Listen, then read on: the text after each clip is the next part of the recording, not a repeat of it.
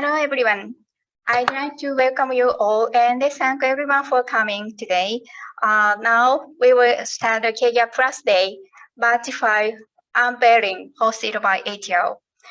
I am Makiko Tatsumi, KGAP Plus Program Manager and Director from Business Development Office of ATL. KGAP Plus is a global acceleration program based on the Keihana Science City in Kansai region of Japan. We, ATL, launched the program 2 years ago and just started the 5th edition last week. Today, we are very happy to unveil 15 promising startups from all over the world.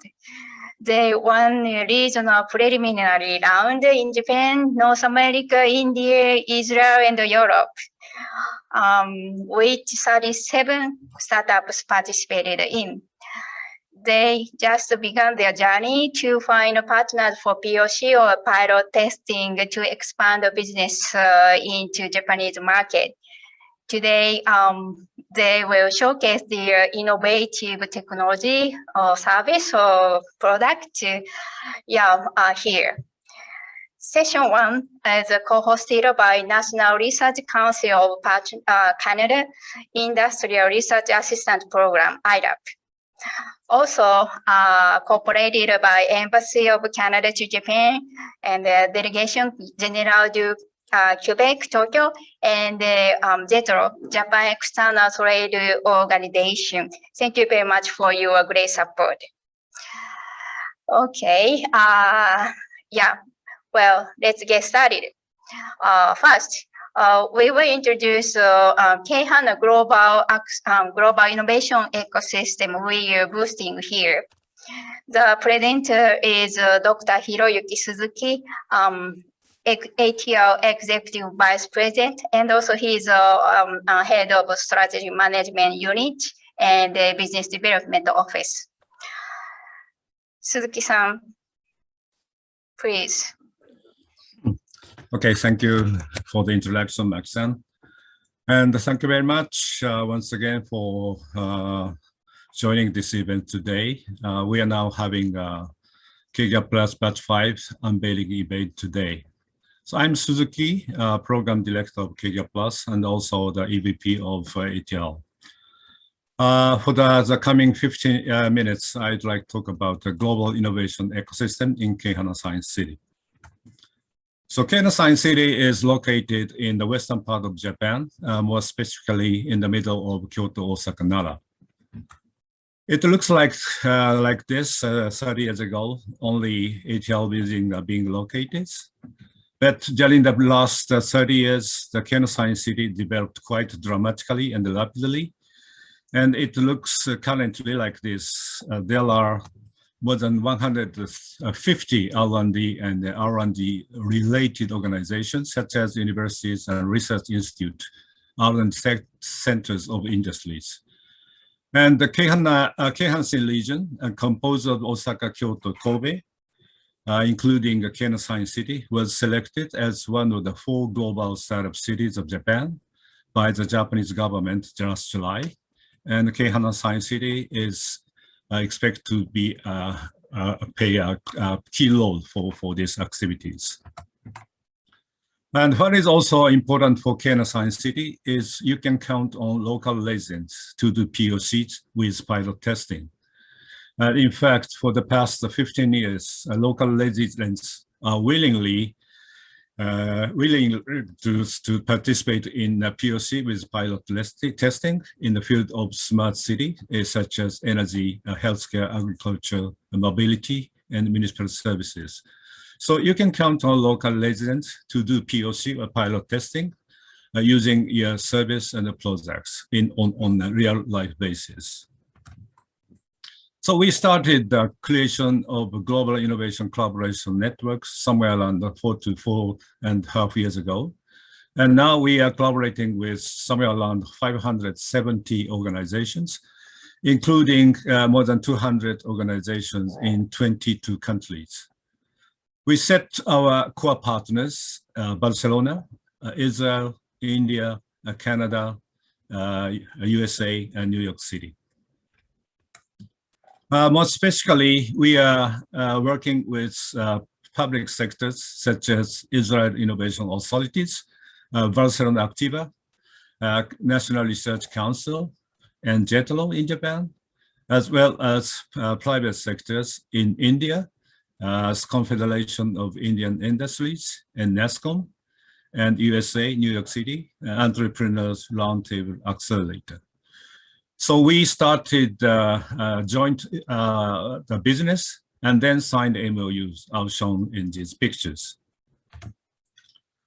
We also, in parallel, try to build an enterprise network in Japan, because what we try to do is matching between global and Japanese startups with Japanese enterprises. So we visited and hosted more than 170 enterprises composed of the CEOs and executives for the past 2 years. They are coming from not only Kansai area, but also in Tokyo. Our network is still developing quite rapidly. Recently, we started a collaboration with global partners such as Royal College of Arts, Bavaria, Business Finland, and Quebec, as well as domestically medicine-based consortium. We are carrying out a joint event and accepting startups to KGAP Plus Batch5. So what we try to achieve is first to create this type of two-dimensional collaboration networks, acting KGAP Science City as a hub. With a two-dimensional collaboration network, what I mean is, for instance, we accept Barcelona startups for our activities. And via our activities, they can find partners in Canada, for instance, and investors in USA. And then we try to connect these two-dimensional collaboration networks with Japanese market and the tech society. That's what we try to achieve. And we, KHANA, want to act as a global startup hub in this framework. So to realize this framework, we are carrying out two types of activities. The first one is KGAP Plus. This is the acceleration program in KHANA Science City. This is composed of 3 parts. First, we do local challenges, and we select totally 10 to 15 startups for main programs. The main program lasts 3 months, starting with Unveiling events such as today. And we do seminars to tell startups how to behave in Japanese market. We do mentoring to understand your technology and what do you expect to do in Japanese market. And we then try to match them with Japanese enterprises and hopefully to do POC with the pilot testing during the 3 months. And based on the activities in this main program, we select 5 startups for a special program, either in Europe or New York City. So we set the POC or pilot testing with Japanese enterprises as a goal. This is the most important thing for us. During the last 2 years, we have carried out batch 1 to 4 and totally accepted 48 startups from 8 countries and cities, as shown here. And these startups can be classified into 13 fields of technology. You may feel that your field of technology is quite diverse. That is true, because we do not select startups based on their field of technology. What we request startups is first, they need to have an interest in business in Japan for global startups and the business outside Japan for Japanese startups. And they have enough services and products to do POC with Japanese enterprises. That's what we request for startups participating in KGAP Plus. So during the batch 1 to 4, we had succeeded in matching global startups and the Japanese startups, 48 startups out of 48 startups with Japanese enterprises shown here. These enterprises are big companies as well as middle-sized local companies. Some example of POC, which was carried out before COVID-19 was spread. For example, together, it's Israel startups was made a POC with Gakentos Hospital, that's a hospital in Kansai City, in music therapy for patients with dementia. That was really successful, so we made a joint press release. And ASTEM is a Japanese startups which has expertise in measuring brain activities with small devices. And they could succeed in detecting sleepiness of bus drivers. And there are other examples as shown here. And first example, KGAP Plus is a platform starting with startups. But we have the other platform called COSAIN, which is abbreviation of Keihan Open Global Service Platform for Accelerated Co-Innovation. In this platform, we start with the issue of companies. So we first learn the issue of companies, and then we try to create a best effort team to solve the issue, together with global startups and sometimes with academia in Japan. What we have achieved during the first 3 years summarized here. We carried out 11 projects, 9 types of projects. And that project title that's shown here, that was requested by the companies shown here. And we created a best effort team, as I mentioned, composed of ATL and global startups, and in some projects, academia. One example of COSAIN project is COSAIN carried out 2018 in October. The Torre Constellation asked us to get scientific evidence that their new way of agriculture, sand culture, in which they use sand instead of soil, is affecting your stress level. So we first selected by documents, startups, and then made an interview either in Israel and Silicon Valley, and selected totally 7 startups, which has an expertise in measuring digitally a stress level based on facial expressions or voices and brain waves and vital data and breath. And so we did the 3 days POC and found that the elegant monkeys located right-hand side and the bottom was very most suited for these purposes. So we signed agreement on joint implementation with Torre Constellation, the Elegant Monkeys, and ATL in May, and started the bigger scale POC by the end of October this year, with somewhere around 200 subjects. And actually, we found that this new way of agriculture, sand culture, is really effective in reducing your stress level. So in this fiscal year 2021, we continue the 2 types of activities, which I explained. And the first one, the acceleration program. We do Batch5 and Batch6, KGAP Plus.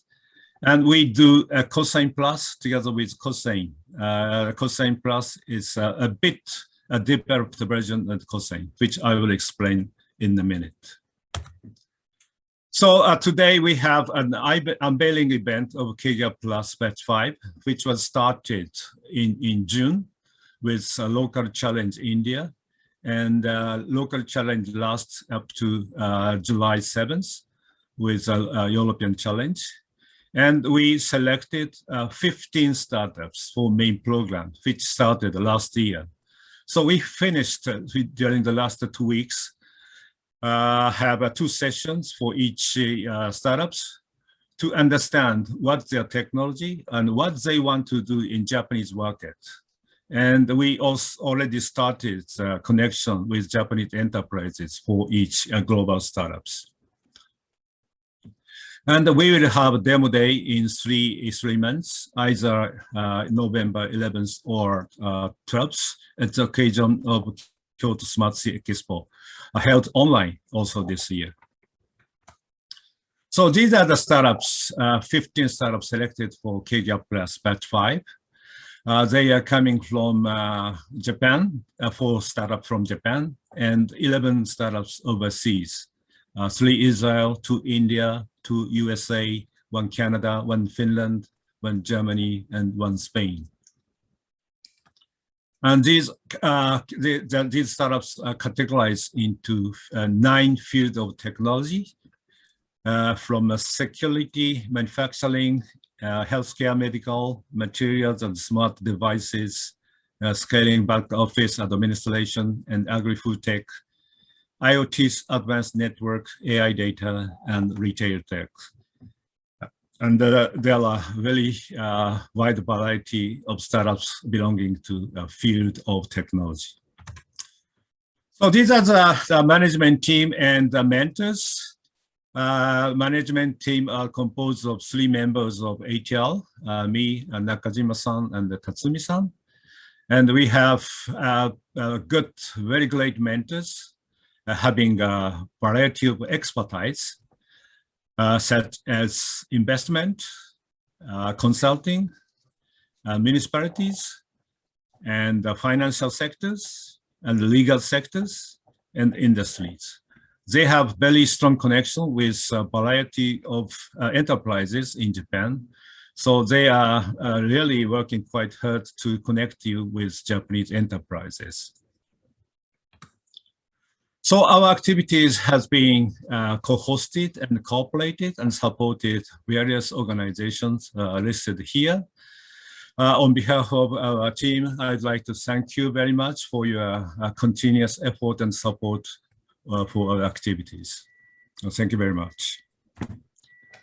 So the other activities we are carrying out in this fiscal year is, as I mentioned, the Cosine Plus. What is a plus?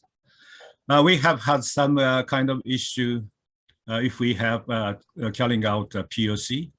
It's the cost. Who will pay the cost for POC? So we had an offer from NRC, ILAP, and the Innovation Authority of Israel that they can pay up to the half amount of cost needed for POC with Japanese enterprises. So we started Cosine Plus to solve the issue of Japanese companies with global startups. So this platform is only for Israel and the Canadian startups. So we first get issues of Japanese companies, and together with POC environment, so I mean the in-kind resources, and then transfer this information to our partners, and they do a call for SMEs and startups to join the program. We have now carrying out the first activities in the field of smart city and mobility, and that will be continued, followed by healthcare and agri-tech and food tech within this fiscal year. Fortunately, 6 companies shown here were joining the first activities in smart city and mobility, and the 16 Canadian startups and SMEs applied these activities. Unfortunately, Israel startup will not join up to now and will join later, I hope. And we are now trying to combine, connect these companies, Japanese companies, and the 16 Canadian startups. So Kyoto Science City used to be a place for basic science, many sciences like the paper, but now changing quite rapidly for a place with various key technologies for the new era, such as aging and the new normal life and societies, as well as a place for implementing the state-of-the-art technology in human life. So Kyoto Science City can contribute to solve a variety of social issues by working of global startups and Japanese companies. And we will have a very big event in 4 years, Expo 2025, Osaka, Kansai. Of course, Kyoto Science City, one of the key player in this event. And we are expected to contribute substantially, vitally in this event. So we try to contribute not only scientifically, but also in terms of innovation together with global startups. So we launched actually a new companies, cross-border innovations, to solve the issue more flexibly and more rapidly. We started this business in February this year together with two Japanese ATL partners and together with other two members of outside ATL. We do startup acceleration together with investment. So we utilize KGAP Plus and other acceleration program as a kind of a screening process for the investment. So if you do a good POC with Japanese enterprises, you can be a kind of a potential company to be invested by our new company, Cross-Border Innovations. Okay, so thank you very much for joining this event today and for global startups. So please enjoy this event and good luck. Thank you very much for your kind attention. Thank you very much, Suzuki-san. Well, yeah, let's enjoy together. Let's move to pitching from our startups. Right. Yeah, startups will give a pitch in 5 minutes around, and everybody in audience, please send a question or comment and feedback to them into the Q&A box on the Zoom window. After pitching, each pitching, I will read out your question, comment, and then startups will answer here. Pitching, Q&A, pitching, Q&A, okay. So the first startups is from America, New York, Newman, your turn. Obviously AI. Yeah, obviously AI developed the very cool tool which enable anyone to quick build AI and run AI, quick build and run AI models in minutes. Yes, Nima, are you ready? Yes. All right. Thank you so much for that introduction. I'm happy to jump in and chat about the platform. So let me just open up my screen here and dive right in. Well, thank you, everyone. My name is Nirman, and I'm the CEO at Obviously AI. Obviously AI is the fastest and easiest no-code AI software in the world. We make it insanely easy to make AI models without writing code. Our personal belief is that we live in a world full of repeating predictable patterns, and companies that can predict these patterns, they dominate their markets. For example, Uber often predicts how much a customer is willing to pay for a ride. Netflix, as we all know, predicts if someone's likely to cancel a subscription. These kind of simple machine learning-led predictions are really key to making better business-driven decisions. But obviously, making these kind of predictions require deep machine learning knowledge. You need to build machine learning models, maintain them, spend time and resources, like getting the right kind of talent, and spend a lot of time, like months, to build them out.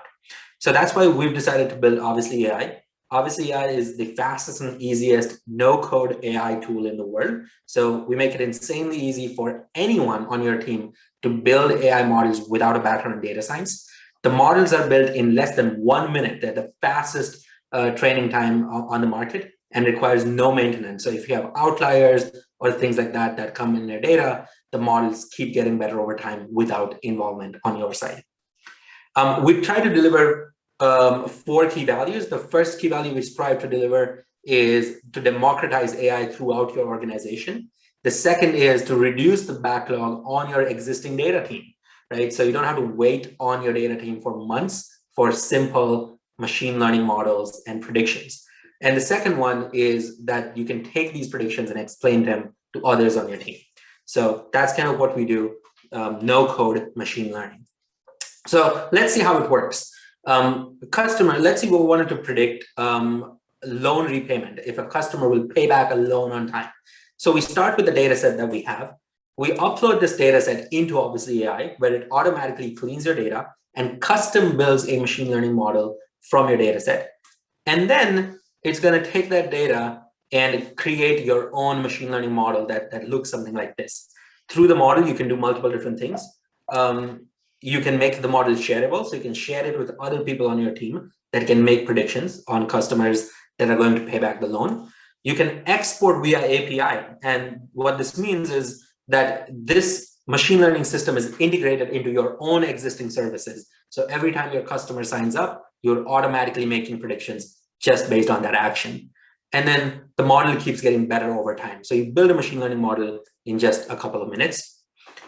So the typical process of building machine learning models looks something like this: data import, pre-processing, model algorithm selection, assessment, all that stuff. With obviously AI, it makes it insanely easy. So you're just uploading the data, deciding your target variable, and obviously AI takes care of cleaning and model building part to give you the results back. Here are some of the common use cases that we see with obviously AI. The first one is predicting customer churn, lead scoring, which leads are likely to convert, predicting dynamic pricing, how much a customer is likely to pay, campaign conversions, default rates, things like that. And one last question that I get asked a lot is, how does obviously AI compare to Data Robot or Azure Machine Learning, which builds AutoML software? Here's a quick graph that shows you how obviously AI performs. The blue line in this graph shows you the accuracy of obviously AI compared to Google Cloud, Azure, or Amazon SageMaker. You can see we're getting the similar kind of accuracy, or in some cases, even better accuracy than other platforms. Here is the time it takes to build the AI model. In this graph, you can see, you don't even notice the blue line in this graph because the time it takes is insanely fast. So that makes us the fastest and easiest no-code AI tool in the world. So far, we're a fairly young company. We started a couple of years back, but so far we work with 3,000 businesses, have 82,000 machine learning models that are live in the world today. And we have partnered with companies like Dye Nippon Printing, and we have worked with companies like Henkel and Piramal and PwC as well. As a company, we're backed by some of the top investors. We're backed by Sequoia, University of Tokyo's Edge Capital, UTech, Facebook, B Capital Group, some of the best investors in the world. So that's my quick rundown about obviously AI. Feel free to reach out to me if you'd love to see a live presentation on my email right over here. Happy to take the questions in. Thank you, Newman. Great. Okay, you have 3 questions. Okay, so answer one by one. The first, how efficient is the coding and the performance? Yeah, so there is no code required. So you're not actually sitting and writing code. Typically, the machine learning models are built in less than 1 minute for 1 million rows of training data. So if you have 1 million rows of training data, it takes a minute. If you have 2 million, it takes 2 minutes, and so on and so forth. So incredibly fast compared to any other tool out there. The second question that I'm seeing here is, do we have Japanese language support? If no, do you have plans to do so? There are companies in Japan that are already using a product. Yes, so currently we work with Dye Nippon Printing, which is one of our customers, and they're also one of our partners in Japan. So we do have some support on Japanese part. The product itself is written in English, but the documentation and the support documents are in Japanese. So happy to give access on that. And yes, because Dye Nippon Printing is one of our customers in Japan and partners, we do have several Japanese companies using the product. Yeah, and also, yes. And we have one more question through the registration form. Yeah, how do you think about the exit, M&A or IPO in Japan? Currently, we're really focused on kind of working with customers and finding the right kind of customers for the tool. We're really not thinking about any kind of exit opportunities at this moment. We're really focused on acquisition and growth. Okay, thank you very much. Great performance. All right, please finish your screen. Okay, so next presenter is Piconet, sorry, Predict. yeah, protected from Canada. Yes, Sasha. You ready? Yes, it's. Yes. Oh, it's my turn. Okay. Okay. So I did not realize I was going already. Just give me a second. Your turn. Yes. Okay. Yes. Hello, everyone. I'm Sasha Kaczorzik, co-founder and COO of Pretect. Pretect provides predictive maintenance for vehicles focused on the augmentation and automation of the decision-making of expert vehicle technicians. We're building the power tools for the diagnostic brain. The vehicle maintenance technician is a key part of any vehicle fleet. Their decisions and activities ensure the reliability and safety of the vehicles in the fleet, maximize their uptime, while also minimizing that vehicle operating costs. The industry is having a problem, though. There's a growing shortage of vehicle technicians. This shortage is leading to significant problems in the industry. Undetected maintenance issues are becoming more severe over time, leading to larger and larger maintenance bills. You're seeing decreased vehicle uptime and reduced vehicle safety and reliability. Pretect provides a solution to this problem and more. Pretect helps technicians detect issues earlier, help them understand the implications of any detected maintenance issue, and provides them the knowledge to take action on those issues. Pretect is like a power tools. Before power tools, technicians were required to use hand tools, which took longer and made maintenance more difficult. Pretect is doing the same for diagnostic labor. We're providing technicians with a tool to make decisions faster, more efficient, and easier. The way our product works is to take the telematics data off a vehicle, like engine RPM, vehicle speed, or battery level, and upload that to a cloud-based software. There, we conduct a series of seamless analyses that include physical, statistical, machine learning model, coupled with human subject matter expertise to ensure our output has high accuracy and high precision. To the customers, we provide a prognostic output that includes upcoming maintenance issues, the severity, and actions to take to handle the issue. We work with our customers in 3 different ways. The first one is we help them collect the right data to allow predictive maintenance to happen. Secondly, we ensure quality data is continuously being collected by the vehicles, and if there's an issue arising in data quality, determining the root cause of that issue. Finally, we help fleets by providing actionable predictive maintenance to the vehicles in the fleet, ensuring the reliability, safety, and ideal operations. In North America, we've been working with different trucking fleets and municipal transit fleets. Our deployments and results speak for themselves. We've helped improve labor efficiency by reducing required labor hours for maintenance by up to 50% and reducing material cost for maintenance by up to 70%. In terms of fleet benefits, we have shown in absolute dollars, by monitoring the engine of a trucking fleet, we have shown that we can save $2,700 per year per vehicle monitored, with emission control systems 720.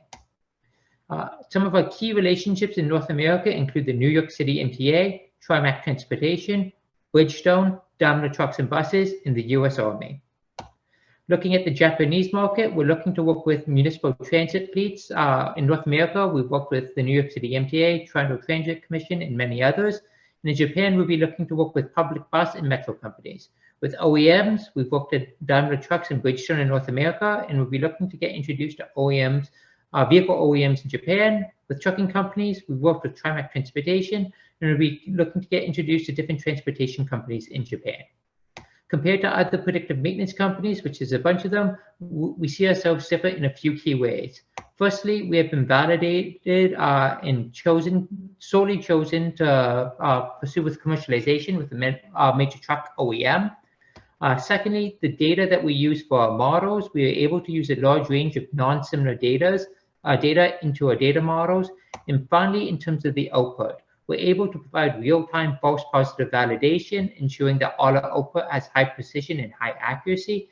And we make sure that our output includes actionable repair plans, so they're always useful to the end customer. So with Pretect, we help the industry overcome the industry shortage and increase vehicle reliability, drive vehicle uptime, and minimize operating costs. Thank you for your time. Thank you very much, Sasha. Great.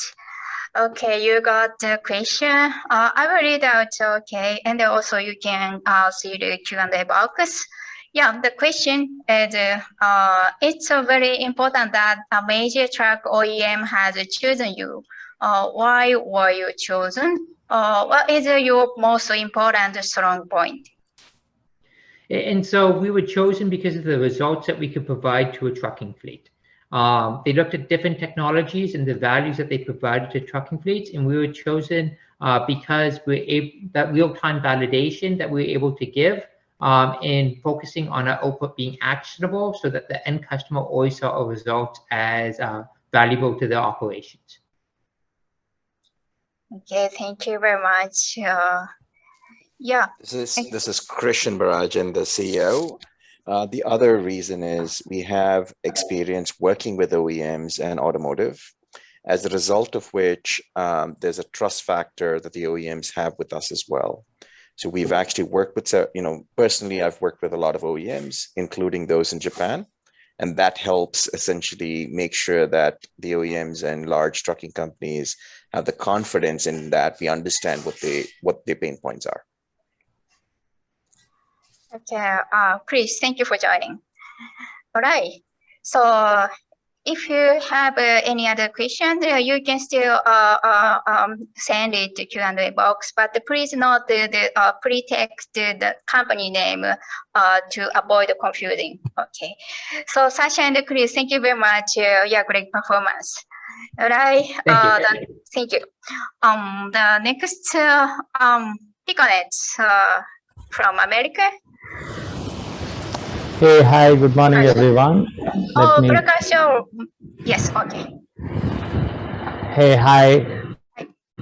You see my screen? Should I get started? Yes, yes. Okay, great. Thank you so much. Good morning.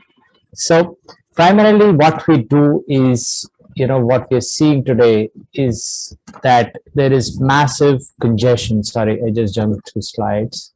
Yeah. There is massive congestion happening on the internet today. People are working from home. Education is happening at home. And some of our customers, which are content providers, they're seeing 500% jump in their subscriber base because people now are consuming content online, movies, videos, and things like that. Now, this is causing large amount of congestion, higher latency, and overall performance issues. So today, the way CDNs are built, they're built top down. The content delivery networks, they primarily focus in areas which is convenient for them, which are the data centers and internet exchange points. Our target is to provide small devices like these to go and install in femtocells, in small cells, and 5G, and that is creating a better experience for the users. So currently we're working very closely with a major US telco. Other CDN was able to deliver 3.77 Mbps of performance. We were able to deliver 14 times better performance, 54 megabytes per second. This is on 5G. So when you are able to deliver that kind of a performance, it opens up opportunities for a lot of new applications, which was otherwise not possible on the 4G or 5G infrastructure like AR, VR, and other applications. So a little bit about the company. We started in 2017. In India, we are working with 3 of the top 5 OTT players, including the largest player. And then we're working very closely with a major US telco, and we're working with service providers across the globe. We're part of the HPE's Digital Catalyst program, which is their accelerator, Microsoft for Startups, and now KGAP+. We're also part of Rural Cloud Initiative, which improves rural connectivity in the US. There are 65 partners as a part of that network. A lot of the local ISPs and mobile operators, and of course, large companies like Intel are also part of this network. So this is a quick snapshot about how we differentiate against competition, and we are actually able to deliver far better experience than our competition. So Couple of benefits that we are able to deliver. We deliver lower latency experience. We also do local content cache by doing local breakout. So what we do is we can deliver content right at the cell tower level or at a femtocell on a 5G or a 4G environment. We also support live streaming. So we do video on demand and live both. We actually do pre-caching of live streaming. We do secure delivery. So we protect each URL against getting copied or content getting stolen. And our content infrastructure is location aware. So what it does is if somebody is watching a particular content in New York, they're likely to watch the second episode the next day. So we pre-cache that data in the night when the network infrastructure is available. And then we overall help the customer to optimize their cost. So these are some of the partners that we've identified for Piconets to work in Japan. We see Japan as a great opportunity in 5G, and Japan has always been ahead of all other countries in telecommunications. And this is a quick snapshot of our team.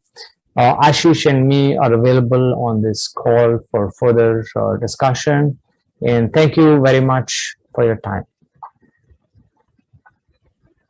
Thank you very much, Prakash. Great.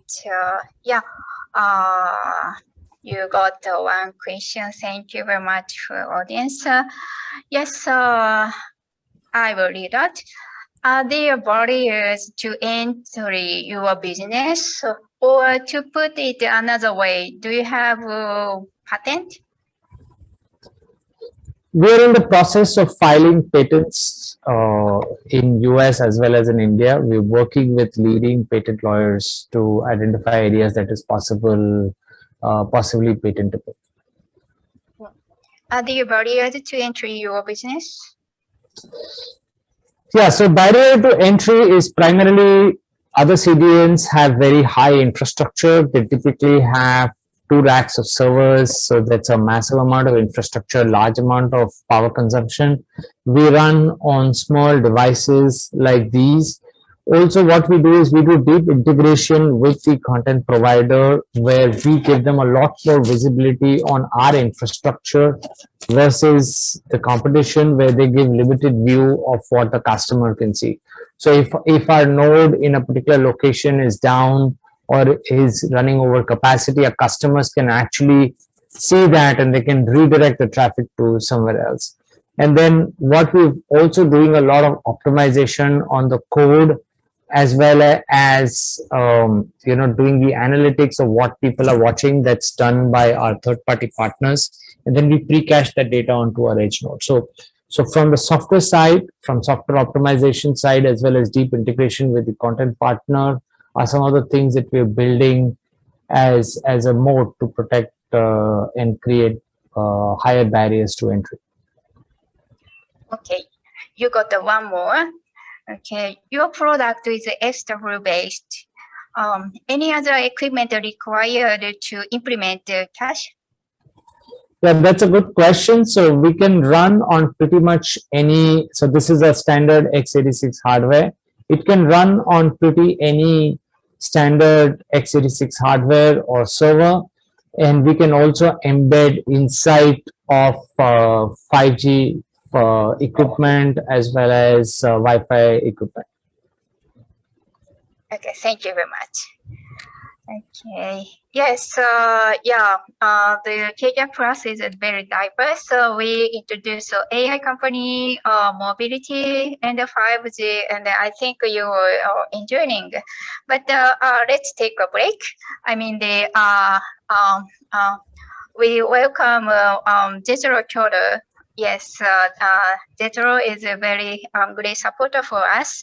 Yeah, today, Ms. Takako Teruyama, she's the Invest Japan coordinator, will present Jethro's support for overseas companies and also Kyoto ecosystem. Teruyama-san. Thank you, Tatsumi-san. So I will open up my screen. Can you see it? Oh yeah. Okay. So let's start. Hello everyone. My name is Oh, Takata. Teriyama-san, the screen sharing is not started. Oh, sorry. Try again. No problem. Take your time.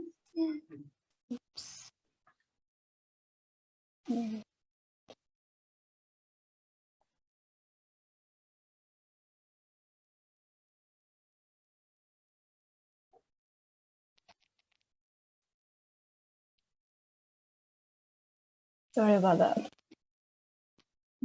Yeah, it's coming. Okay.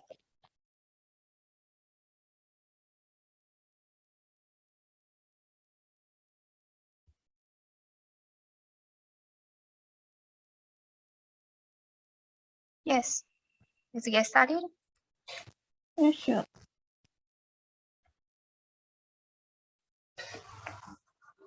Sorry, can you wait a little bit?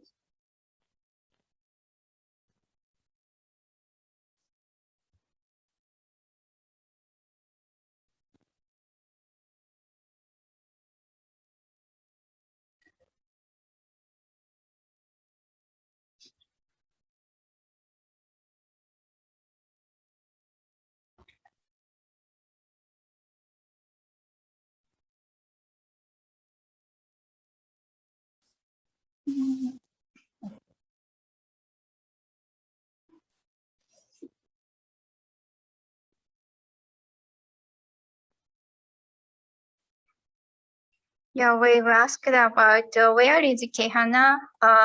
Actually, Kehana is not official address. It's named from Kyoto, Osaka, and Nara. Yes, one kanji character, Chinese character, was taken from Kyoto, Osaka, and Nara. Yeah, but the actually ATR is located in Kyoto, so JETRO Kyoto supporters. Hirayama-san, do you have any problem? Sorry, I can't view my note.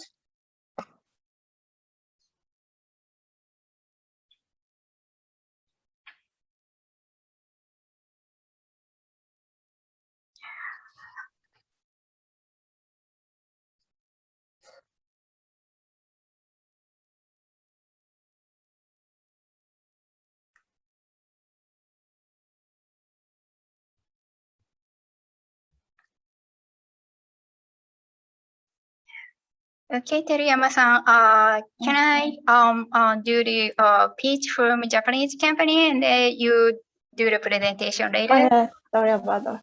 No problem, no problem. Please take your time.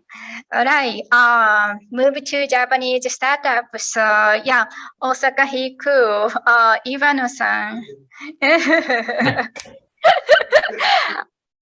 I hope you're ready. Yes, I am. Yes, of course. Okay, Osaka Hiku is the startups from Osaka University. Okay, let's get started. Thank you very much. Are you seeing my screens? Yes. Okay. Thank you very much for choosing us to this KGAP Plus program. We are Osaka Hiku. We are trying to develop a novel interface using thermoelectric semiconductors to create better computer-human interactions. Let me introduce myself. I'm a CEO of this company. At the same time, as mentioned, I'm an assistant professor at Osaka Universities. My main research area is nuclear fusion, which is aiming to the ultimate energy source. But at the same time, I'd like to contribute further in the present societies. And that's why I started research on thermoelectric power generations. Thermoelectric power generation is trying to generate electricity out of waste heat. But in the backwards reactions, Peltier reactions, we can control the temperature using electricities. When we hear about temperature, we usually imagine like hot and cold weathers. These macroscopic views in temperatures are given because we can only control the temperature in the macroscopic way. But if we use Peltiers, we can control temperature in very small regions like hands and the fingertips. This is very valuable in the field of haptics, where we are trying to reproduce sense of touch. Let me explain about haptics. Here's a picture of the boy who's taking showers. His eyes are closed, but he can feel he's taking showers. Information given from his skins are pressures and temperatures. For pressure, there are multiple technologies well developed and well industrialized. However, temperatures, thermal texture is quick notification to the human skin and strongly linked to the emotions, but there's not good technologies yet developed. So that's why we are trying to develop novel interface using pouches. Our strengths are simple. We can create flexible, small, and quick response pouch device. Our pouch device can change the temperature 2 degrees C within 1 second, and it fit even on the fingertips. This high flexibility and quick response is the best performance for the wearable applications. And also we have long time experience on the research on the human skin recognitions. And we found the key technologies are the resolutions in time-wise and space-wise. And that's why we created the small and quick response pouches. Using these technologies, we are trying to develop a wristband type device. Let me show how the user will feel. Users get feeling as if they are wet. And this is very unique experience, so some people can stop laughing. And we believe it is very viable if we create this thermal interface with a wristband type and applying for the safety equipment. This can give the high awareness. We can easily wake up the people, and there's a duality of the information, hot and cold, so we can deliver the information without looking at the screens. So if we create this wristband type device, it's going to be the great safety equipment for long distance drivers and machinery operators. Here are roadmaps. We have the seeds technologies, and currently we have a budget from the NEDO, and we are doing the proof of technologies and developing a wristband type interface.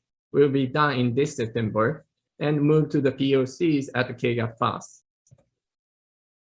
We start our business with the wristband type devices, but we also interested in the different fields like healthcare and approaching 5 senses using cross modalities. And even we are also interested in the skin stimulations and aesthetic applications.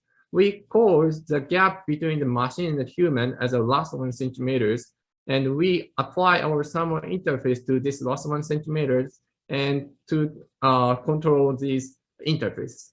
So here is what we want to do at the KGAP pass. We are creating a wristband type interface which can give the thermal and the vibrations to the human skins, and we apply this for the safety applications or the digital arts, and trying to demonstrate at the smaller scales at the exhibitions or university festivals. At KGAP Plus, we hope to find production partners and potential customers. Thank you very much, and I welcome the questions.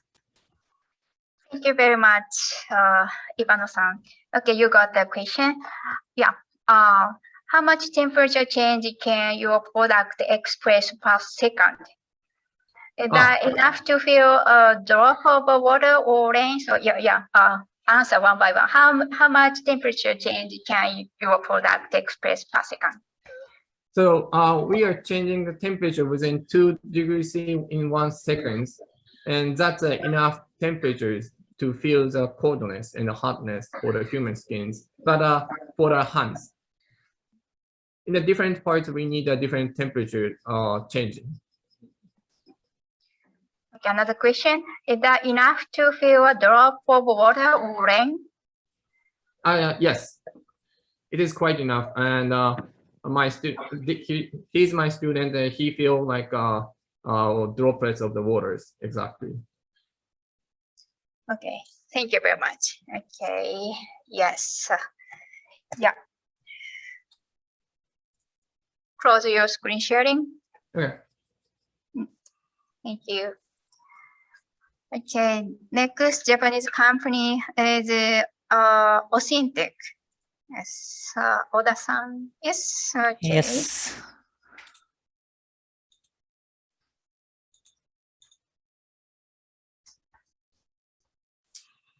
Okay, state your words, please. Okay. So I'd like to explain about Rule Watcher today. But before that, Do you know Prius, Toyota's hybrid car? Prius was not granted as eco-car subsidy in China by rule. Volkswagen was granted and raised their revenue $200 billion in 5 years. That means the game was already set before marketing starts by rules. I started my business by focusing on rules, and I feel impact of rules become bigger and bigger, not only hard law. SDGs is one of the soft law. Many standards are competing now in Europe. But many Asian companies are slow to this change. It was caused by language barrier and difficulty of information collection. Directors and researchers should grasp the world rule-making trend properly, I think. Technology will help. So we built the platform, Rule Watcher, a social think tank platform. With it, you can receive primary information updates on environment and human rights, which is main battlefield of rule-making now. In Rule Watcher, our robot posts the update automatically every day. You will not miss important updates anymore. About information source, original sources means no media information. Sources are more than 500 organizations like each country's governments, United Nations, NGOs, and initiatives. On the background side, we utilize latest technology. All the information is translated to English, even if it is Vietnamese or Chinese, and translated to English and processed, and displayed like this kind of design. We can compare each country's policies easily. One think tank said, our client said, with Rule Watcher, we can search based on the issues. And that was great evolution. Productivity was raised 90%. We provide Rule Watcher in 2 ways. One is global SNS style. Every citizens and researchers can join. The topics are based on the public interest, common topics, like water or climate change or biodiversity, circular economy, etc. Another is for enterprise. As in-house think tank platform, we will provide as dedicated environment. For enterprise, we provide customization based on the requirements. For example, hydrogen trends or carbon pricing, etc. So we can customize our platform. Our uniqueness, at first, we are taking open strategy to gather intelligence from researchers and citizens. That's why we provide with reasonable or free. And second, duality. Our team is strong in technology and intelligence, both. We are the heavy user of Rule Watcher. Third, neutrality. We don't include media information and run by social capital only. After we launched Rule Watcher 1 year ago, many users from various sectors already joined and are enjoying our platform. We strongly support Rule Watch ecosystem. In 5 years, with 5 million Rule Watcher users, we spread the Rule Watch movement. What we expect to KGAP Plus is matching to proper person. Right person will definitely enjoy Rule Watcher with many benefits, but it's very difficult to find it. And second is our product is ready to expand globally.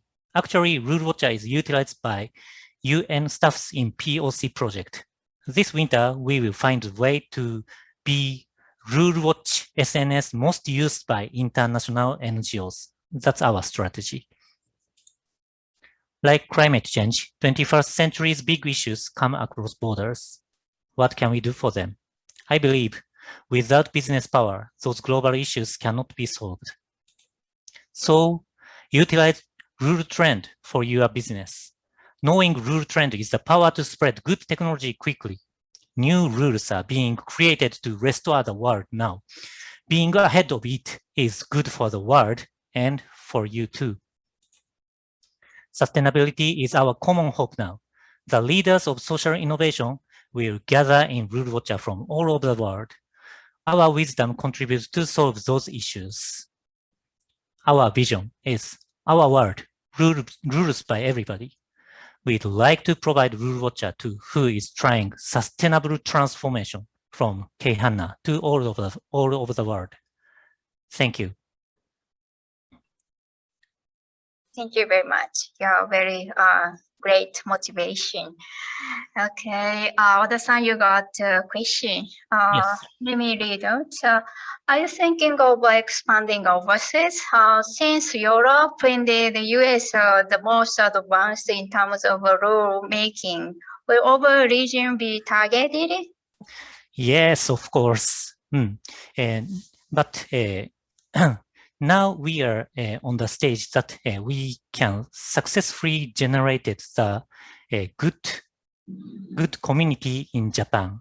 And now we are step by step expanding to expand the good heartwarming community to globally. That is our stage. And another reason is, as I explained, we will invite many global NGOs because NGO is the currently NGO is the source of rule making. So NGO will work to the EU governments or EU commissions, and they started to discuss. That's why we need to watch the most primary information source. That is another reason. So we will expand overseas. Yeah, great. You know, KGAP Press has a global partner in the US and Europe and other countries. So we are happy to help Japanese and overseas startups to expand their business beyond the Keihan to global. Yeah, let's work together in the future. Thank you. You very much. Yes. Yeah. Next is Haru. Yeah, thank you very much. Hi. Let me share my screen now. Okay. Yes. Yeah. Can you see my screen? Yes, beautiful. Thank you very much. So good morning. My name is Yuri Matsumoto, CEO of Haru Inc. Thank you very much for this great opportunity today. I worked for Toyota Motor Corporation in headquarters for 10 years in charge of product planning of global strategic vehicles. The turning point of my life was the birth of my son, who had cerebral palsy. Now he is 5 years old, and based on the findings through life with him, I established Haru Inc. last year. As a mother of a special needs kid, the biggest finding for me is that the current society is designed by the premise that people with disabilities should be protected. The products and social systems are designed based on such bias, and people with disabilities are divided from society as a result.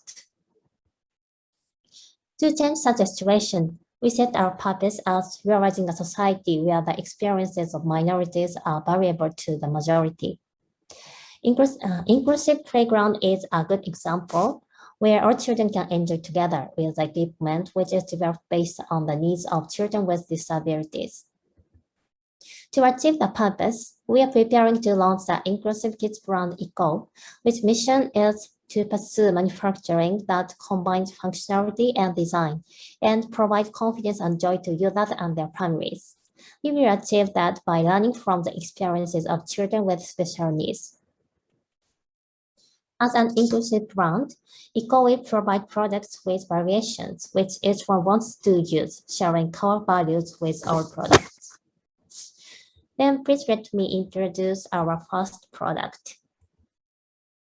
As a first product, we are developing the portable chair, which is a symbol of the brand. The chair in this picture is called a special needs chair, which is custom made for children with physical disabilities who cannot sit down by themselves. The biggest user pain is that this chair is too heavy and large to carry. Then users are restricted from the freedom to go out. It is highly functional, but the design doesn't fit into everyday life, and the price is extremely expensive. There is no competitor in this market because they are protected by the subsidy system and the products have not changed for nearly 40 years. Then parents are making products by themselves to manage daily life.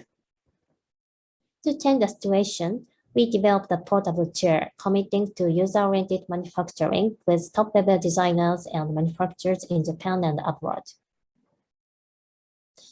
We iterated user interviews as tests and prototyping. Then we created this brand new portable chair finally. So the chair has 5 main functions. So first one is portability and keeping posture functions as tilting structure and also seat shape. It has also growth support, so children from 6 months to 4 years old can use. And of course, we are taking care about safety. Using the latest prototype, we conducted the tests in various locations with various kids to improve the engineering design. We also try to renew pricing and distribution through these products to revolutionize the wheelchair equipment market and increase the choice for physical minorities. We achieved a competitive price against other premium baby products. Then customers can buy the portable chair without using the subsidy system. The current distribution system is very complicated like this, but we can make it very simple, just online shopping. The sales launch will be in December, and we plan to progress pilot tests from September to October using mass production prototypes. What we hope to achieve in the KGAP Plus program is to collaborate with partners on this pilot test. First, we'd like to try test introductions in possible facilities where children with and without disabilities have opportunity to utilize kids' chair. Second, we want to verify the scientific evidence of physical and psychological effects of postural stability on children in cooperation with medical institutions and companies. So we would like to collaborate with the companies who could think having the eco-portable chair, which can be used by children with and without disabilities, is a symbol of the company's commitment to the society. We are looking forward to trying pilot tests and changing society together with you. Thank you so much. Thank you very much. Yeah, great product. Okay, you got a question from registration form. Let me read that. What is the strength of the eco-portable chair against the competitors' products, especially comparing to product in welfare states? Yeah, thank you very much. So, as you can see on this picture, the extreme left picture is the eco-portable chair, and other ones are the competitive products in overseas countries. Actually, in Japan, there is no other portable chair which have the function of keeping posture of physically handicapped children. So, as you can see, eco-portable chair has the advantage of adapting a good posture by tilting structure and seat shape than other products. And it is also more compact and easier to carry than other products. So this is one of the examples of other products, how to carry, but it is not so compact. So on this point, we have also advantage, I think. Okay, thank you. And you got other questions from audience. So yeah, you can see the in the question and answer box, but I will read it. The first question. Yeah, is there a range that your product can handle regarding the degree of disabled of the user? The product manual should have a description of this range. Yeah, thank you very much for good advice. Yes, actually, I think the heavy disability children, for them, this product is not enough. We think like that. So because the headrest is not so big, so if the kids' neck is not strong, our product is not enough to keep them. In that case, we should tell them this product is not enough for them. So yeah, as you mentioned, we have to make the range of their disability clear and have to show that on manual and also other instruction tools like website. Okay, thank you. And the second question, yes, great product. Yeah, you distribute product online. A way to experience it before purchase. Yeah, thank you very much for the question. Yeah, actually, as a one of the user, maybe they want to have the opportunity to try, I think. So we are thinking about such kind of opportunity like the rental system, but on the first launch timing, it might be kind of difficult to use such system. So we are thinking about to make the trying event on the main facilities where the physical handicapped kids are using. And also we are now joining some exhibitions where this kind of wear hair products are exhibited. Yeah, I think many things to do for the hardware product, but yeah, let's work together. Great. Thank you very much. Thank you very much. Yes. Okay, the last startup for session 1. Yes, consent. Fujisawa-san, Yuri-san, your turn. Okay, let me share the screen. Yes. Okay. There is a construction going on at my apartment, so you might hear some noises. So sorry if it's bothering you. No problem. Yeah, your voice is very clear, and Okay. there's no other sound so far. Okay, perfect. Then let's start. Hi, everyone. My name is Yuko. I'm the marketing and sales in Consento. We developed the application for humans by humans. So when we talk about cybersecurity, we often hear that human factor is a problem. In these few slides, I want to show you that human factor actually can be the solution. You all know this situation when you share or receive confidential documents from clients, colleagues, or suppliers, you get an encrypted zip file and the password in the next email. And this is very unsecure for the files. But more importantly, sharing access to confidential documents across organizations is stressful for everyone. And this is not only happening in work context. In an aging society, all internet transactions are also at risk. These problems represent a rising concern for corporations and individuals. It is stressful for everyone because everyone is responsible for doing it right, and a mistake can cost the life of your business. To solve this problem, we developed Consento. Consento is a stress-free solution to secure data and online operations built on trusted human links. So how does it work? With Consento, your device becomes your key. Consento splits the encryption keys and distributes them to your trusted people's devices. So let's say when 2 out of 6 people agreed on giving access to the data, then Consento combines the split keys. And this is what we call human factor authentication. And this system enables individuals and companies to maintain private networks in an easy and very secure way. Consento eliminates 3 major obstacles. First, Consento works without passwords. And second, Consento is decentralized and there is no single server to compromise. And third, Consento eliminates the single point of failure problem. Altogether, we take a fundamentally different approach in cybersecurity with less human error, less risk, and also with less cost. So let me tell you about Consento's roadmap. Consento's vision is digital security for all. We strongly believe security should be easy for everyone from children to elderlies.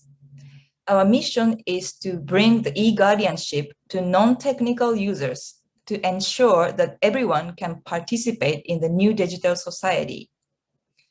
And supported by the European Union, we have already developed the Consento Private Vault app as an MVP. To continue with our next step, we are looking for partner companies to implement a POC with us. Together, we want to develop an e-custody application for sharing information with mutual access control for corporate workflows. The challenge Consento is tackling applies for so many use cases. We talked to CISOs around the world who told us executives are under continuous attack. Email is a huge security threat. There are so many data security regulations. Sharing data across organizations is uncontrollable. A chain is only as strong as its weakest link. And Consento is the first social internet technology where people collaborate on security, and we help in this way. Consento allows shared responsibility, introduce a consensus mechanism, enables guardianship on security, and works across organizations. How does Consento compare to others? Consento's unique value proposition is a novel consensus mechanism. Our approach is different from others as we are not only eliminate passwords. Consento is fully decentralized and based on distributed ledger technology. Consento's access control benefits not only corporations, but also provides guardianship for families. Consento apps are free for everyone. Users can secure operations within their private networks. For teams and enterprises, we will offer commercial offerings to corporate users to integrate Consento technology and services in corporate workflows and infrastructures. In 2019, we received equity-free funding from NGI Ledger program from the European Commission to help create the next generation internet. And as a next step, we are looking for follow-up funding and POC partners both in Europe and Japan. We are an international team and we've been successfully working on various projects in the past years.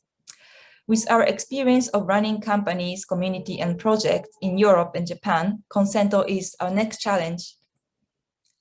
Consento brings back human trust to data security. So please feel free to contact us if you are interested in POC collaboration. Thank you very much. Thank you, Yuko-san. Yeah. You got a question from a registration form before. Let me introduce that. Yes. It's not a question, the comment. Yes. It would be beneficial for the system to protect those who are not technical, who are not familiar with technical things. For example, the general public and those who have some knowledge of technology. What do you think about that? Yes, so that's the main target that we want to focus on as a final target. But maybe also Daniel maybe can take it over this question. Yeah, we think that the internet at the moment is focused on people who understand the technology, and this leaves many people out from using to participate in the digital transformation. And we think that Consento can help to share responsibility and to help other people to protect their data. However, this is a very challenging task in terms of user experience and how to use an app. So we would start with e-custody and our proof POC is targeted more to people who are experienced with internet technologies. Otherwise, this would be not possible in a short time. Okay, and then you got a question from audience. Yeah, is it correct that user needs more time for authentication than the method using password? I think it depends. So it's the question of velocity. So how quick other people consent. So we have done some tests, and some of my coworkers are very, very fast. I think they consent quicker than somebody can type a password. Some people write down passwords and don't find the file then. So it's always a question what you compare with. Of course, you usually remember a password and you type it is quicker, but you also know that the level of security is lower. So there are many ways to protect your password, to protect your data, and our way is just one alternative to others. Yeah. Okay. Thank you very much. All right. Oh, one more question. Yes.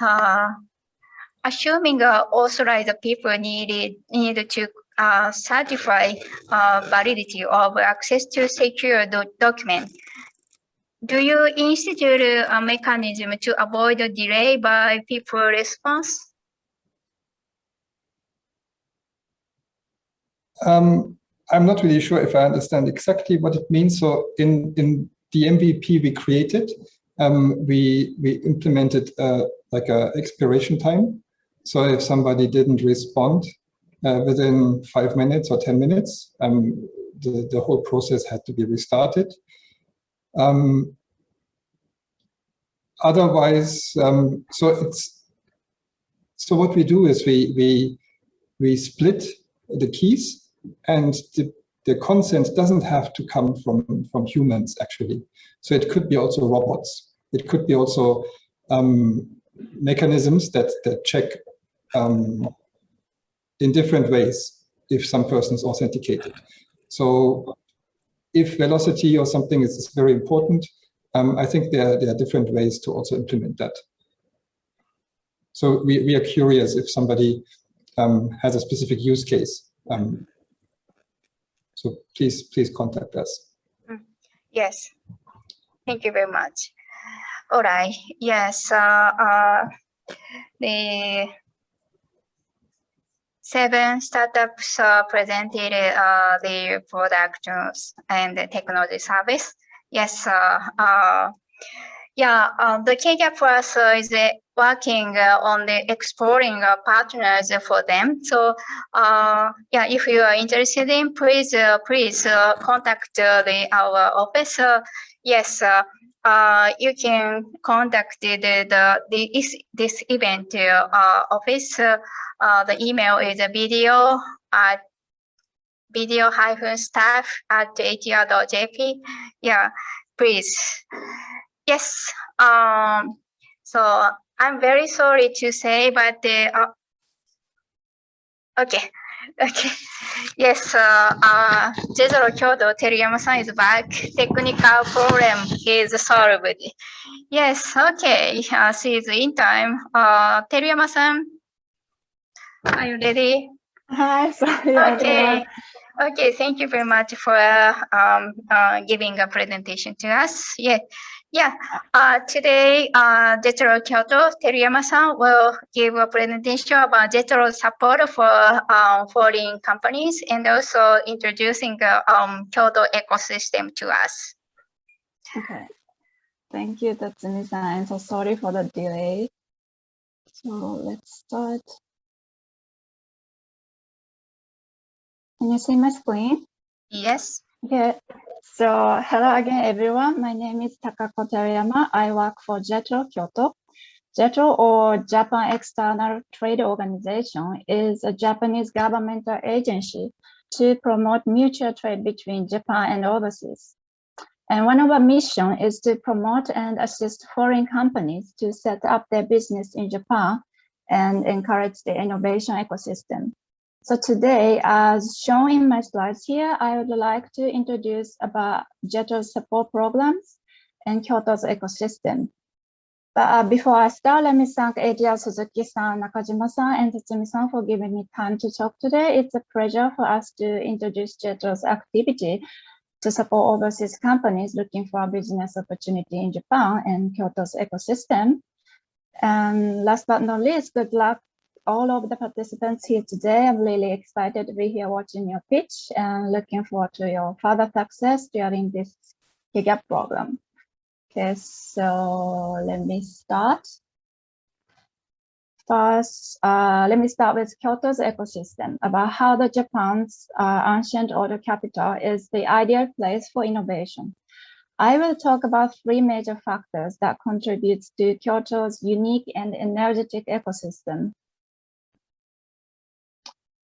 So firstly, Kyoto is a renowned city of academia in Japan. There are approximately about 40 universities in Kyoto, and about 10% of the population of Kyoto is said to be students. This is one of the highest percentages among cities in Japan. And not only simply the number of universities are high, but we are also fortunate to have a number of universities, including Kyoto University, that are engaged in cutting-edge research and development. And on top of that, of the 27 Japanese Nobel laureates, 14 are from Kyoto University or have ties to the city. In addition to that, now many universities are launching and implementing programs to support students, entrepreneurship, and business startups from research sheets. Kyoto University, for instance, has established its own BC program called the Kyoto KGAP and is actively supporting technology-based startups originating from Kyoto University. Other universities are also implementing unique programs to encourage student entrepreneurship. For example, Ritsumeikan University has a program called Remix, where students can set up a fund and make a pitch in front of the university president. Secondly, Kyoto's business ecosystem is also fortunate to have many global players with their headquarters here in Kyoto. Companies such as Kyocera, Omron, Shimazu, and Nintendo are such ones, with more of their sales coming from overseas. In fact, these companies have created cutting-edge technologies from the traditional technologies of Kyoto. For example, ceramic technology was originally used to create cutting-edge electronic components using ceramics. Nintendo was originally a company that made Hanafuda, a traditional Japanese card game, and today it is the world's best-known video game company. These global players were also originally startups born in Kyoto. Nidec Corporation has become a global motor manufacturer with sales exceeding 1.5 trillion yen under the leadership of Chairman Nagamori. Kyoto has long been a city that has produced entrepreneurs. In addition, these global players are now actively engaged in open innovation activities, including collaboration with overseas startups. And finally, Kyoto's global reputation. This is the statistics before COVID-19 pandemic. You can see that nearly 5 million overseas tourists visited Kyoto annually, and that number has increased dramatically in the last decade. In October 2020, Condé Nast Traveler, a major travel magazine in the US, ranked Kyoto as the world's most attractive city in the world in the Leaders' Choice poll. This ranking is released annually, and Kyoto has been ranked in the top 10 for 5 consecutive years. So these are the 3 distinctive characteristics of the Kyoto ecosystems. And apart from this fact, over the past few years, both domestic and international startups and companies supporting them have also started together in Kyoto. For example, companies such as Sansan and Line, shown here, are growing significantly in the IT field. They set up their bases in Kyoto several years ago. Kyoto is a city of students, and its global reputation are important factors for companies' expansion. Furthermore, Plug and Play, an accelerator and VC firm from Silicon Valley, has expanded to Kyoto as well in 2019 as its second location in Japan. I mentioned earlier that global players are starting to engage in open innovation, and Kyocera Shimazu are partners with Plug and Play expansion, hoping to collaborate with domestic and international startups through Plug and Play's network. As represented by Plug and Play, various players such as accelerators, VCs, incubators, and co-working spaces are gathering in the Kyoto ecosystem. And the Kyoto ecosystem is rapidly developing. In fact, it is said that Japan's first VC was actually born in Kyoto. Kyoto Enterprise Development, KED, established in 1972, and NIDEC also received a loan from KED in its early days. So this is Kyoto's ecosystem in a nutshell. All right, now let's turn to our activities to promote and support overseas companies to set up their business in Japan. As mentioned in the beginning, JETRO supports and implements development of mutual trade between Japan and abroad. So for my presentation, I focus on our services and activities to promote foreign direct investment into Japan. Here are some stats to show our achievements. Between 2003 to 2019, approximately 21,000 projects were supported by JETRO, and over 2,000 establishments of overseas companies is completed. We particularly target these industries in light of generating and encouraging innovation in Japanese society. One of our strengths is this wide-ranging global network of JETRO international offices. Overall, 76 offices are located globally and support local companies who are interested in setting up their business in Japan. And domestically as well, 51 offices throughout Japan to support overseas companies interested in launching in their location. And finally, here are our support menu for overseas companies: facilities, information, and networking.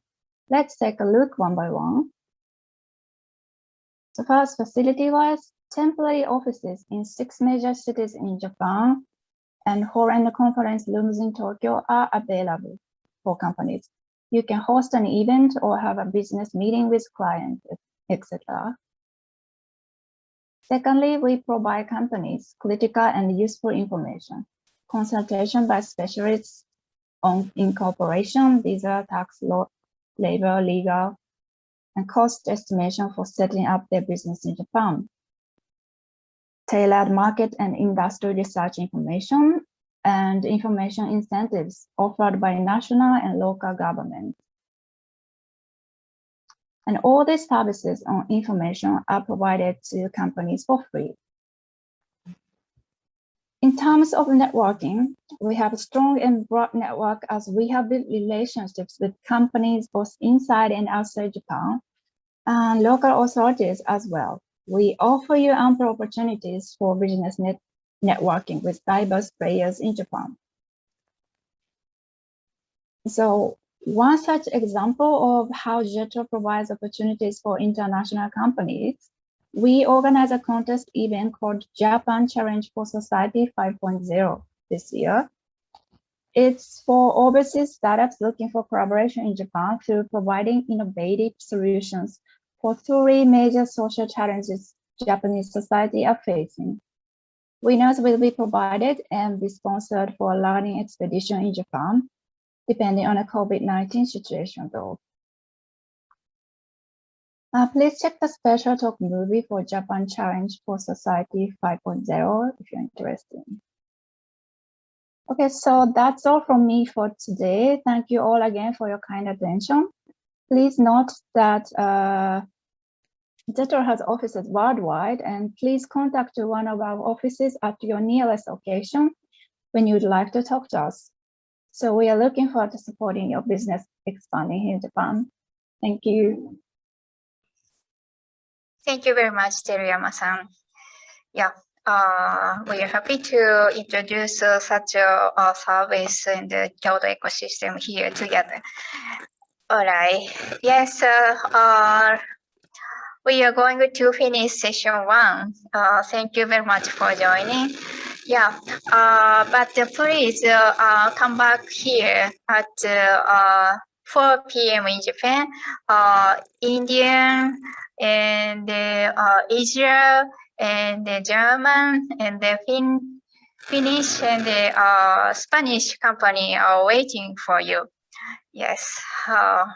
And thank you very much for joining us today for session 1 KGAP Plus Day, batch 5 unveiling. Yes. See you in the afternoon. Thank you. Thank you. Bye. Thank you. Bye. Thank you. Bye. Bye, guys. Thank you very much. Thank you very much. Bye-bye. Bye. Thank you, guys.